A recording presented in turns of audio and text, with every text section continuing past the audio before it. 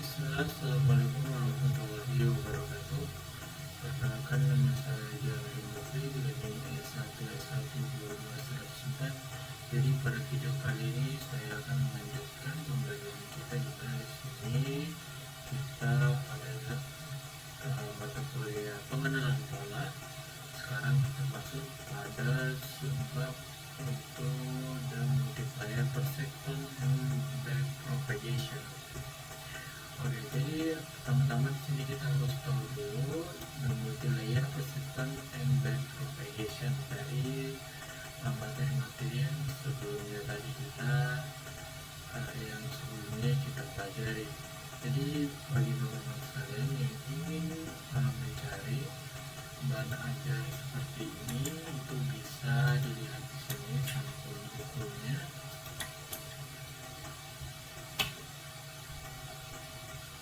Yaitu Hanson Machinery Basic Learning Keras and Sensor Flow. Oke, jadi kita langsung saja mulai. Di sini kita lihat NLP composed of one pass. So, jadi di sini NLP ini terdiri dari satu lapisan input pass flow, di mana satu atau lebih lapisan TLU yang disebut lapisan tersembunyi dan satu lapisan terakhir TLU yang disebut lapisan output pada gambar 10-7. Jadi lapisan yang dekat ini dekat dengan lapisan input biasanya disebut dengan lapisan bawah, dan yang dekat dengan output biasanya disebut lapisan atas. Dan setiap lapisan kecuali lapisan keluaran menyertai minimum itu disebut bias dan terhubung penuh dengan lapisan berikutnya. Nah, yang ini itu bias, ini tuh input layer, dan ini hidden layernya, dan ini output layernya. Oke. Nah, selanjutnya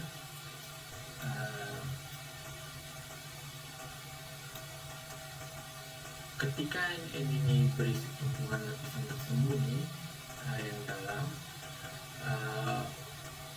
ini disebut kerja jaringan saraf dalam DNN. Jadi bidang deep learning ini mempelajari DNN dan lebih umum model yang berisi tumpukan komputasi yang dalam. Jadi meskipun begitu kita banyak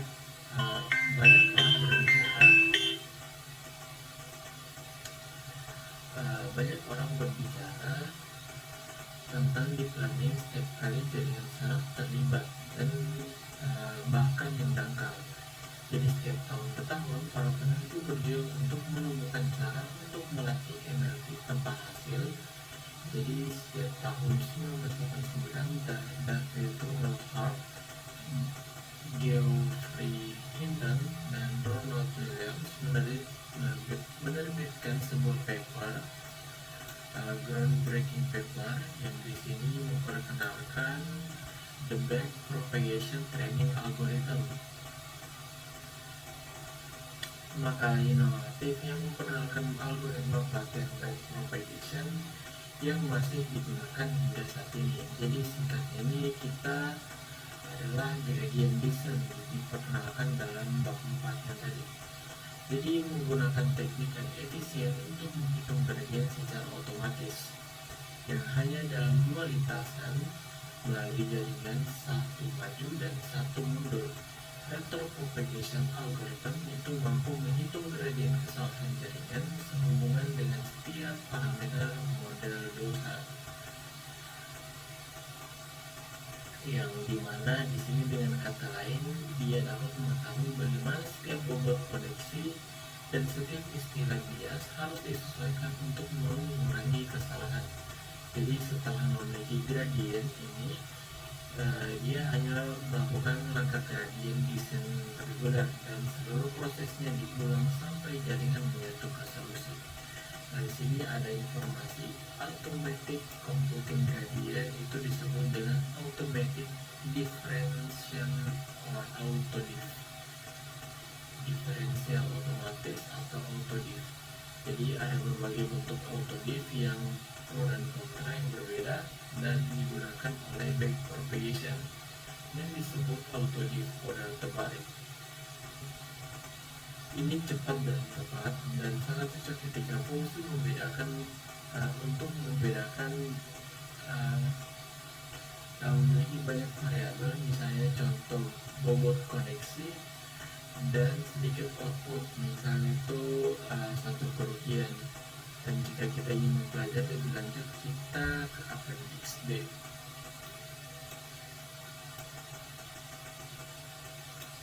Ya, di sini terminal variabel.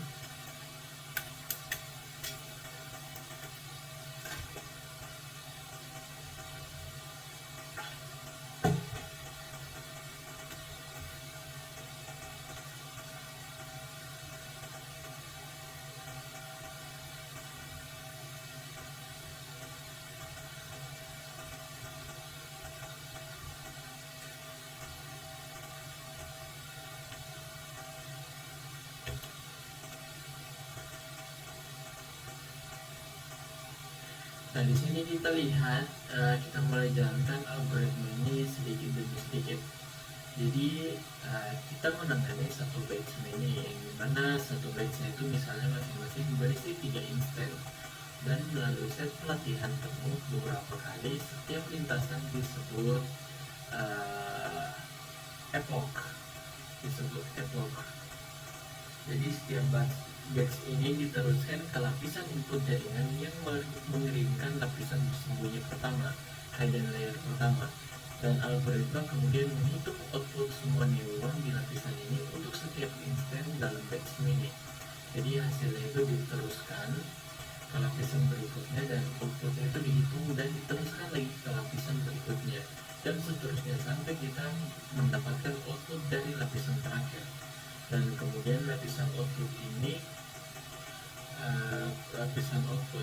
dan kemudian ini adalah umpan maju seperti membuat prediksi, kecuali semua hasil perantara dipertahankan karena diperlukan untuk umpan mundur.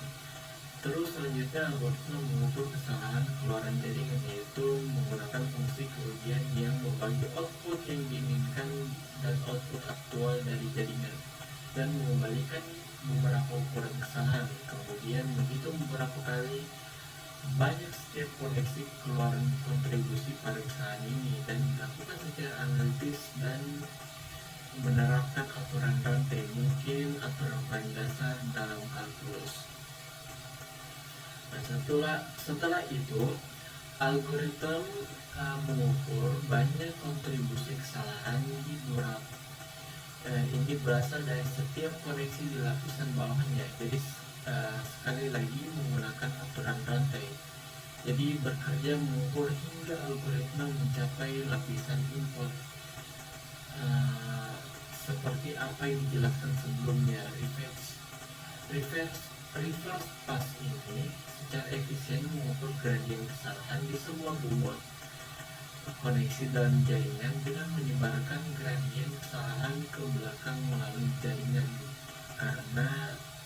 karenanya akhirnya algoritma melakukan langkah gradient descent untuk mengubah semua bobot koneksi dalam jaringan dan menggunakan gradien kesalahan yang baru saja dihitung. Jadi dia di sini aturan rantai ya.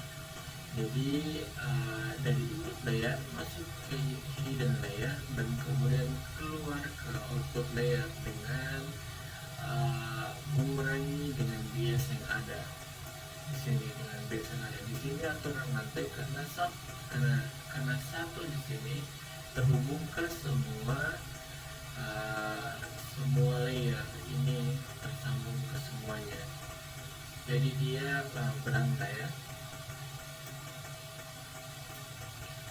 Algoritma ini penting kan, sehingga ada baiknya meringkasnya lagi untuk setiap instan pelatihan. Jadi algoritma backpropagation pertama-tama itu membuat prediksi forward pass dan mengukur kesalahan, kemudian melakukan setiap lapisan secara terbalik juga untuk mengukur kontribusi kesalahan dari setiap koneksi reverse pass. Jadi pada akhirnya semua membuat koneksi untuk mengurangi kesalahan langkah-langkah descent. Jadi ini cukup penting untuk menginisialisasi semua bobot koneksi lapisan tersembunyi secara acak atau pelatihan akan gagal. Jadi misalnya jika kita menginisialisasi semua bobot dan bias ke nol, maka semua neuron dalam lapisan tertentu akan identik sempurna. Dan dengan demikian, propagasi balik akan mempengaruhi dengan cara yang sama persis sehingga mereka akan tetap identik. Dengan kata lain, meskipun memiliki ratusan neuron per lapisan, model ini akan bertindak seolah-olah hanya memiliki satu neuron per lapisan. Dan itu tidak terlalu bagus ya. Jika sebaliknya kita menginisialisasi bobot secara acak, kita akan memecah sime apa sime di sini ya. Dan kemudian kita memungkinkan perambatan balik pelatihan tim neuron yang beragam. Simtry.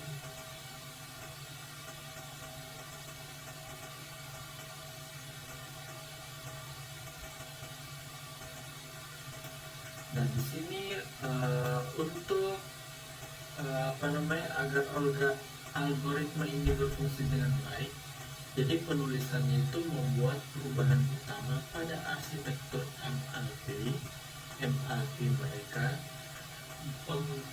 mengganti fungsi langkah dengan fungsi logistik sigmoid. Nah ini penting karena fungsi langkah hanya berisi segmen data, sehingga tidak ada gradien untuk dikerjakan, sedangkan fungsi logistik di sini memiliki turunan bukan nol yang didefinisikan dengan baik di mana-mana. Nah, memungkinkan gradien desain membuat beberapa kemajuan di setiap langkahnya. Faktanya, algoritma propagasi balik bekerja dengan baik dengan banyak fungsi aktivasi lainnya, bukan hanya fungsi logistik. Nah, berikut ini ada dua pilihan populer lainnya. Yang pertama, the hyperbolic Tangen function dan the rectified linear unit function. Nah, seperti logistic function, sama seperti logistic function, fungsi aktivasi ini berbentuk S kontinu dan dapat diferensial, tetapi nilai outputnya berkisar dari 1 sampai 1, bukan 0 hingga 1 dalam kasus fungsi logistik. Nah, rentang ini cenderung membuat output setiap lapisan kurang lebih berpusat sekitar 0 di awal pelatihan, yang sering membantu mempercepat konvergensi. Nah, kemudian di sini ada ReLU yang tadi CeLU. Ini ada ReLU.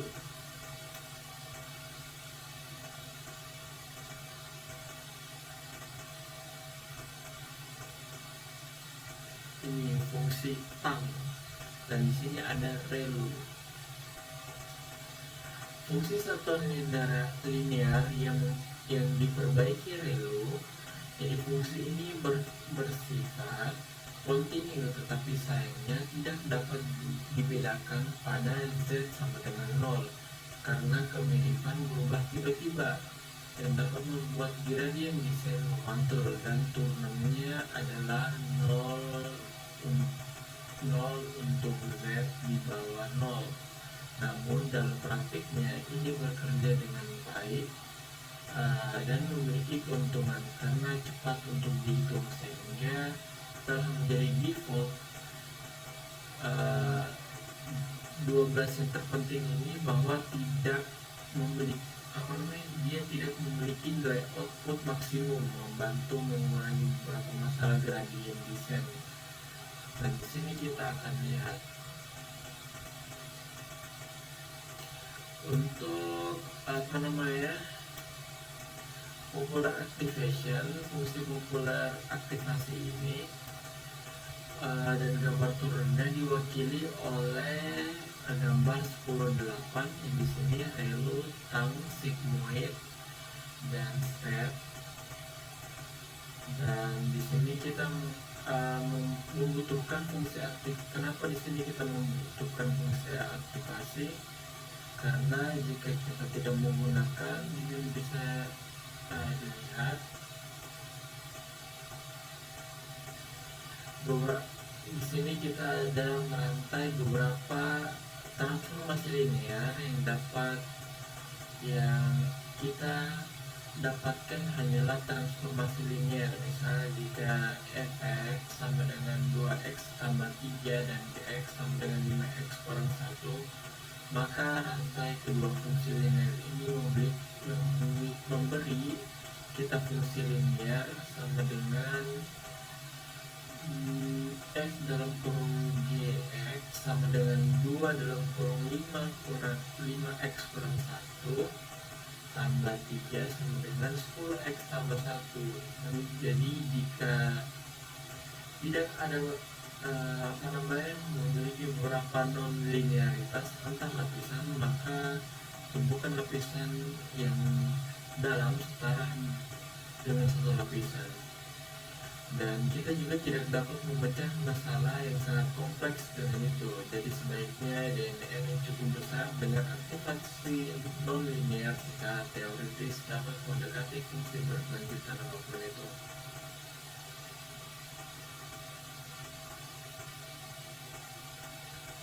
Nah, di sini kita sudah tahu di mana neural net itu berasal. Jadi jaringan saraf itu berasal, jadi apa arsitekturnya dan bagaimana begitu outputnya. Dan kita juga telah belajar tentang algoritma propagasi balik. Tapi apa yang sebenarnya bisa kita lakukan dengan mereka? Di sini kita melakukan regresi MLP. Nah, dimana di sini MLP itu pertama-tama di sini dapat digunakan untuk tugas regresi.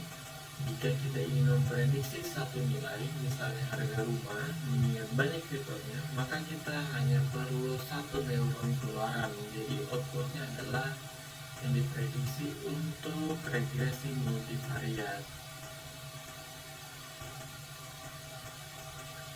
Regresi multivariat. Nah, di sini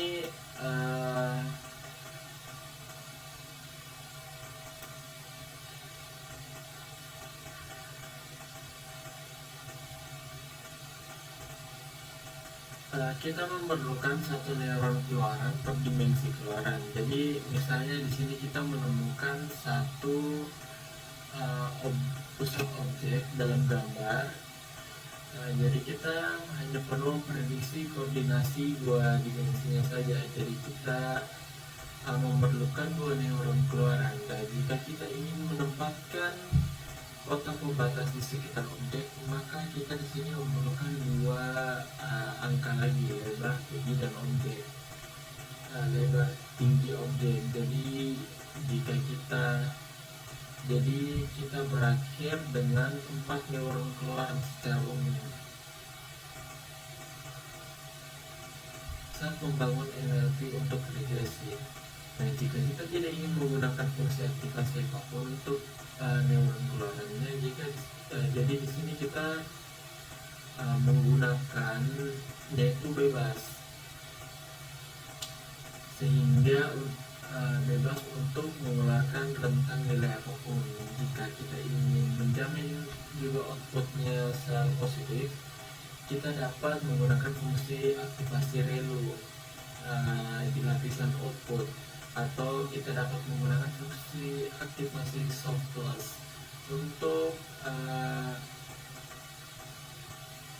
yang merupakan varian halus dari relu. Nah, untuk mendekati angka 0 ketika Z-nya sama dengan negatif dan Z-nya itu positif. Nah, terakhir ini, jika kita ingin menjamin bahwa prediksinya juga itu ada di rentang garis tertentu, maka kita dapat menggunakan fungsi logistik atau garis simbol hiperbolik, dan kemudian mengskalakan label ke rentang yang sesuai. dari 0 sampai 1 untuk fungsi logistik, dan min 1 sampai 1 untuk garis lingkup hiperbolik. Nah, fungsi kerugiannya juga di sini digunakan selama pelatihan, biasanya itu adalah kesalahan kuadrat rata-rata.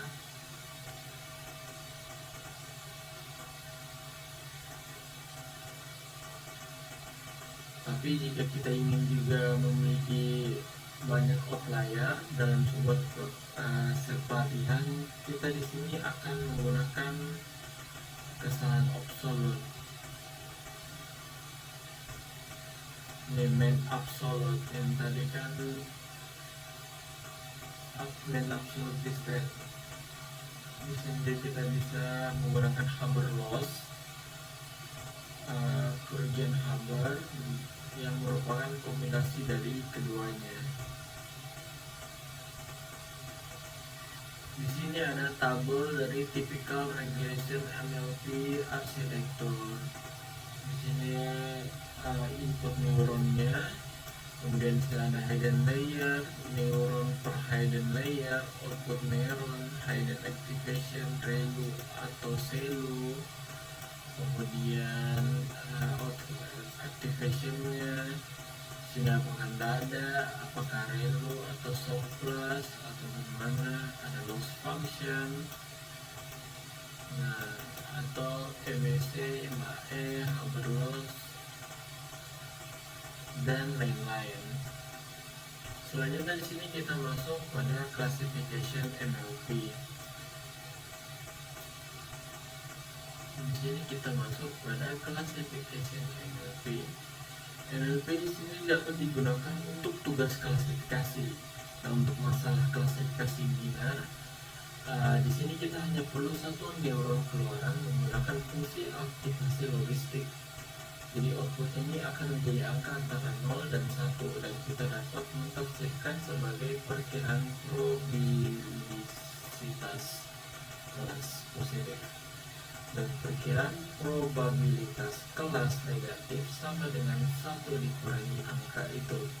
Dan kemudian NLP juga dapat dengan mudah menangani tugas klasifikasi binar multilabel yang pada waktu lalu.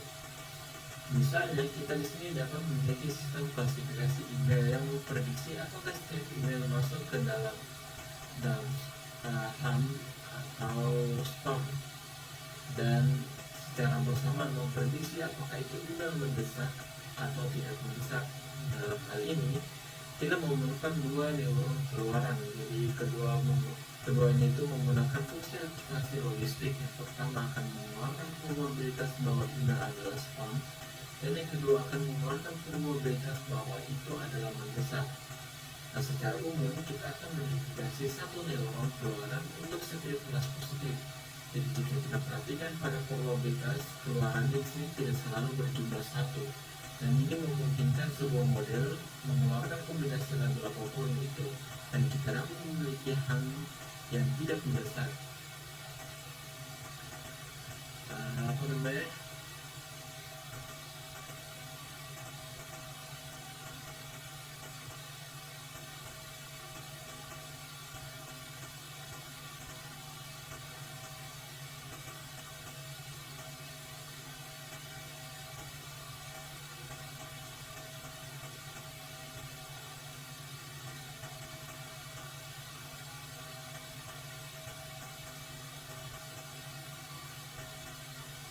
Mendesak, spam yang tidak mendesak, dan mungkin bahkan spam mendesak, meskipun itu mungkin akan menjadi kesalahan. Tetapi untuk setiap instan hanya dapat menjadi milik satu kelas dari 3 atau lebih kelas yang mungkin, misalnya 0 hingga 9.